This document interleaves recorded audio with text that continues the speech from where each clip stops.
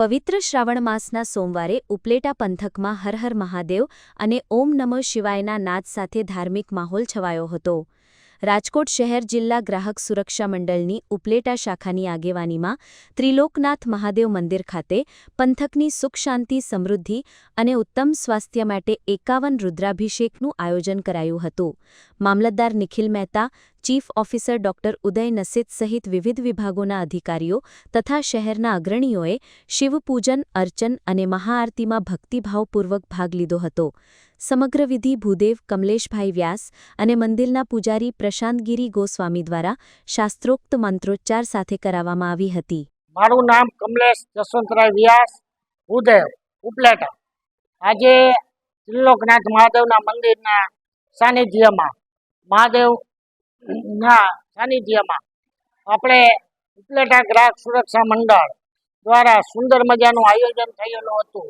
તેમાં ઉપલેટાના સર્વે ક્લાસ 2 અધિકારીઓ એટલે કે ઉપલેટાના નામાંકિત અધિકારીઓ હાજર હતા, જેવા કે doctor ખ્યાતિબેન Kesvala, superintendent of civil hospital, તેમજ નિખિલભાઈ મહેતા, મામલતદાર શ્રી, ત્યારબાદ નગરપાલિકાના ચીફ ઓફિસર ઉદયભાઈ નિષેધ સાહેબ, તેમજ જીબીના અધિકારી ભાઈ શ્રી ભાગડા સાહેબ, તેમજ આપણા શિક્ષણ સમિતિના ચેરમેન નિકુલભાઈ ચંદ્રવાડિયા, તેમજ અગ્રણી અન્ય આરએફઓ સાહેબ, ચિંચુવાડિયા સાહેબ ખાસ ઉપસ્થિત રહી અને વહેલા ગણપતિ દાદાની પૂજન વિધિ કરી.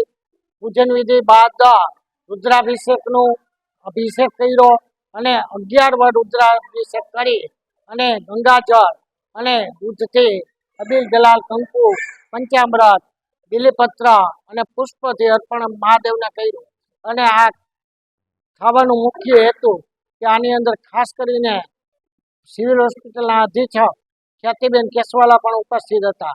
આ કરવાનું મુખ્ય અધિકારીઓનો મુખ્ય આદેશ અને ગ્રાહક સુરક્ષા મંડળના અમારા પ્રમુખ ભરતભાઈ રાણપરિયાનો આદેશ મુખ્ય એ હતો કે તે ઉપલેટાની સુખ શાંતિ સમૃદ્ધિ અને ઉપલેટાના સર્વાંગી વિકાસ, ઉપલેટાના પ્રજા કલ્યાણના કાર્ય ખૂબ સારામાં સારી રીતે થાય અને ઉપલેટાનો સર્વાંગી વિકાસ થાય, ઉપલેટાનું સુખ શાંતિ સમૃદ્ધિ ઐશ્વર્ય આરોગ્ય મળે અને ઉપલેટાની પ્રજા સર્વે નિરામય બને અને સર્વે રોગમય બને, એ માટે મહાદેવને પૂજન અર્ચન કરવામાં આવ્યું હતું.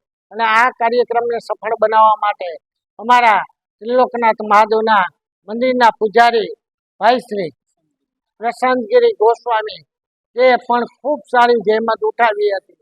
આ બદલ ઉપલેટાના સુખ શાંતિ સમૃદ્ધિ હતી અધિકારીઓએ ખૂબ સરસ મજાનો કાર્યક્રમ કર્યો હતો. તે પણ ગ્રાહક સુરક્ષા મંડળના નેજા હેઠળ કરવામાં આવેલ.